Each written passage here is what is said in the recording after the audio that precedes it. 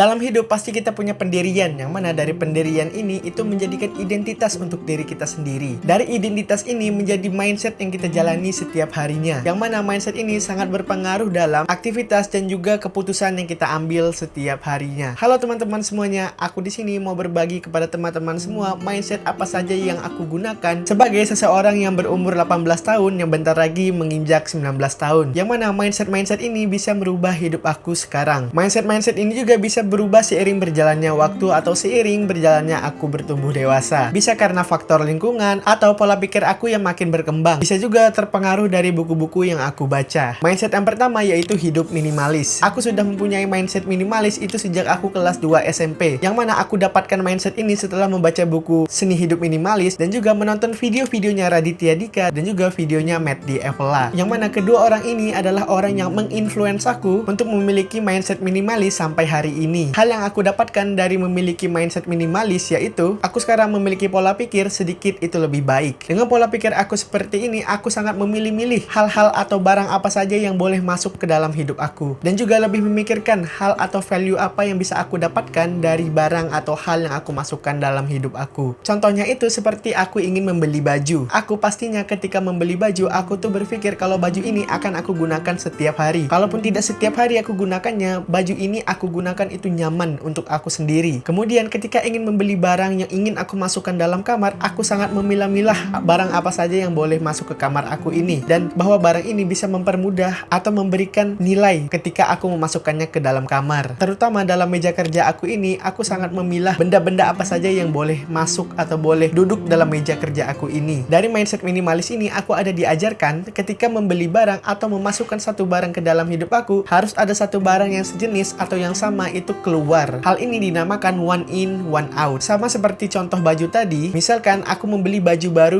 dengan jenis yang sama yang pernah aku miliki. Aku di sini bukan menambah varian baju aku di dalam lemari aku, melainkan aku mengganti baju aku yang lama mungkin karena sudah tidak nyaman atau sudah tidak layak digunakan, diganti dengan baju yang baru. Kemudian baju yang lama tadi aku keluarkan atau aku berikan kepada orang lain atau aku buang. Jadinya jumlah baju atau barang yang aku masukkan ke dalam kamar atau dalam hidup aku itu tidak pernah bertambah karena akan ada satu yang masuk dan akan ada satu yang keluar. Kemudian karena hidup minimalis ini juga aku jadi bisa lebih menghargai barang apa saja yang aku miliki sekarang. Barang-barang atau benda-benda yang aku miliki itu punya ceritanya masing-masing karena aku selalu menggunakannya sampai rusak atau sampai tidak bisa digunakan lagi. Contoh barang yang menurut aku yang aku tidak mau ganti karena memiliki cerita di dalam barang ini yaitu dompet aku. Walaupun sudah ada sobek sedikit, tetapi fungsi dari dompet ini masih bisa aku gunakan dengan baik, yaitu untuk menampung uang-uang aku dan juga kartu-kartu di dalam dompet ini. Dan juga dompet ini memiliki background yaitu aku dapatkan ini atau aku beli ini ketika aku menginjak umur 17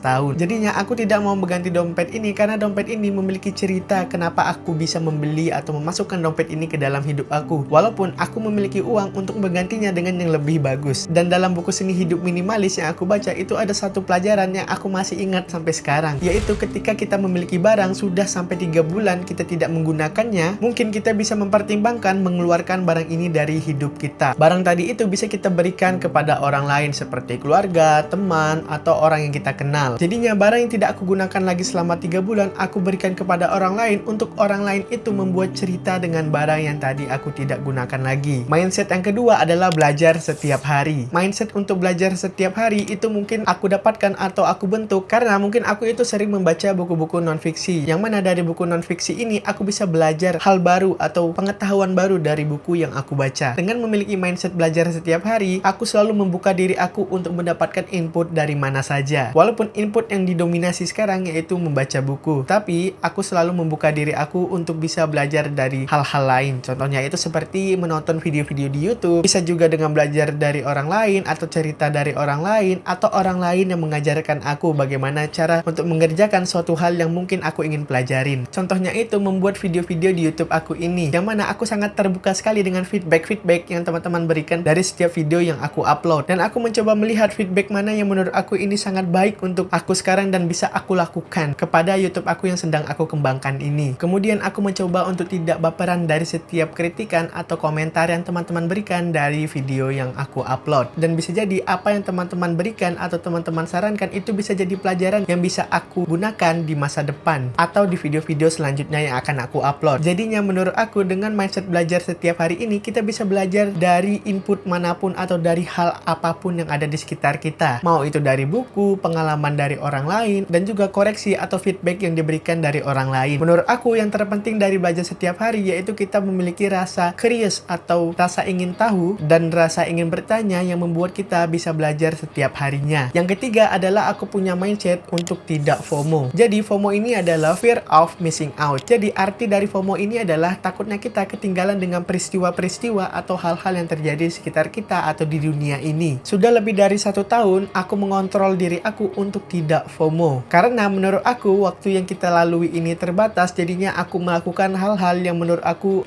ingin melakukannya dan juga memiliki ekspektasi dari apa yang aku ingin lakukan. Ketimbang ikut-ikutan orang lain karena banyak orang melakukan hal tersebut. Faktor aku tidak FOMO ini itu karena aku pernah membaca buku dengan judulnya Fear of Missing Out. Dan buku itu sudah aku selesaikan cukup lama, mungkin 1 apa 2 tahun yang lalu. Walaupun buku itu sudah lama aku membacanya dan mungkin aku sekarang udah lupa apa yang ada di isi buku itu, tetapi pelajaran-pelajaran yang aku baca bisa aku tetap terapkan hingga hari ini. Hingga aku menjadi orang yang tidak terlalu FOMO. Kemudian manfaat lain yang bisa aku dapatkan dari aku tidak FOMO yaitu aku bisa melakukan hal-hal apa saja yang bisa menarik diri aku untuk melakukan hal tersebut. Contohnya itu seperti aku membuat video-video YouTube seperti ini, yang mana aku ada rasa keinginan untuk membuat video-video YouTube ini. Dan juga aku mencoba untuk membuat podcast di Spotify, yang mana hal-hal ini menurut aku itu lebih ada interest dan juga ketertarikan dari dalam diri aku untuk melakukan hal tersebut daripada aku ikut-ikutan orang lain karena aku takut ketinggalan, karena aku tidak melakukan apa yang orang banyak lakukan. Mindset yang keempat yaitu kesehatan itu mahal. Walaupun dalam seminggu atau sebulan kita sudah melakukan banyak hal, ujung-ujungnya pasti kita akan memikirkan yang namanya kesehatan. Dan itulah yang aku tanamkan dari setiap aktivitas yang aku lakukan setiap harinya, dengan mempertimbangkan kesehatan dari setiap aktivitas yang aku lakukan. Kalaupun kesehatan dikorbankan, pastinya aku sudah memikirkan dengan matang kenapa aku melakukan hal tersebut. Dan alhamdulillah sejak aku mengatur pola hidup sehat dengan olahraga ke gym teratur 4-5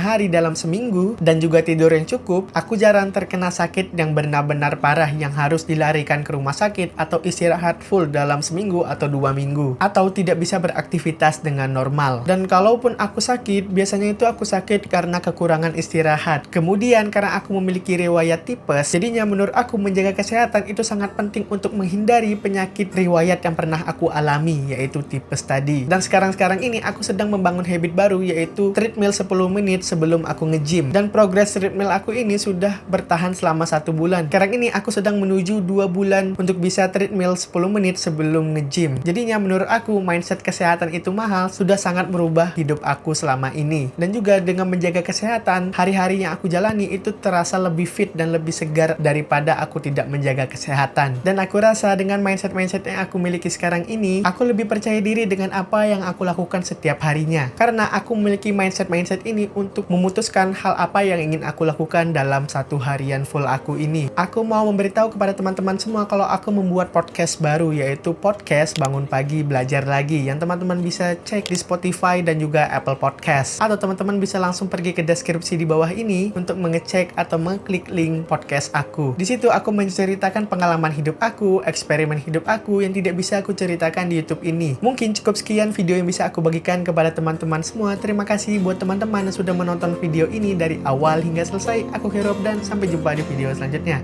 See ya!